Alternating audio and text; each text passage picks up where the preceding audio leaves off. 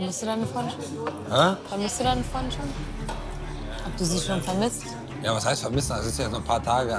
Nee, eigentlich nicht. Ich bin ja eigentlich nicht so der Typ, der Händchen hält, aber Melissa hält gerne Händchen. Und gut, bei so einer Frau kann man auch mal eine Ausnahme machen, ne? Sag mal so, wir hatten jetzt auch das Date gerade gehabt. So, da sind wir noch mal viel intimer gewesen. Wir sind uns näher gekommen, Adrian und ich.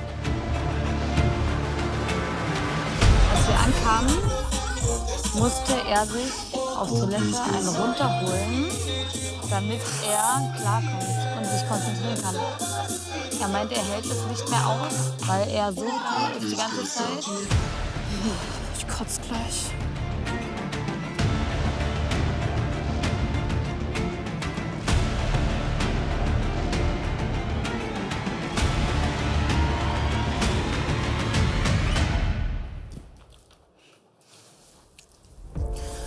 Oh, ich kotze gleich.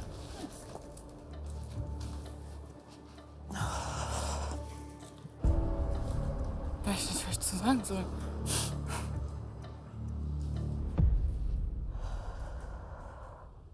Also eigentlich sind wir hierher gekommen, damit er mir beweist, dass er treu ist. Deswegen weiß ich jetzt, hat er irgendwie vergessen, in welchem Format wir hier sind, oder?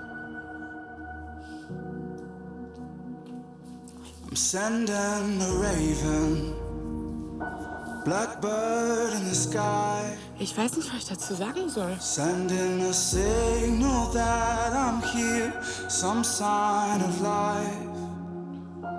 I'm sending a message. Finde ich aber, es ist für alle Jungs, als ob die noch nie erst schon Titten gesehen haben. Wie so 12-Jährige benehmen die sich. Aber das Schlimmere ist ja halt diese emotionale Schiene, die da gerade fährt.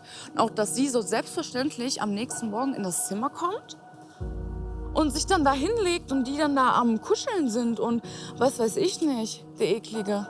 Die hat schon bei dem übernachtet und jetzt kuscheln die morgens. Ja, dann kann sie auch direkt da im Bett bleiben. Was ist das denn?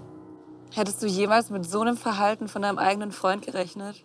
Nein, mit so einem Verhalten habe ich nicht gerechnet. Überhaupt nicht. Ich verstehe das nicht. Unsere Singles haben sich ordentlich ins Zeug gelegt. Wenn ihr wissen wollt, wie es weitergeht, streamt jetzt die neue Folge auf RTL+. Zur Playlist geht's hier lang. Und nicht vergessen, abonniert den Kanal.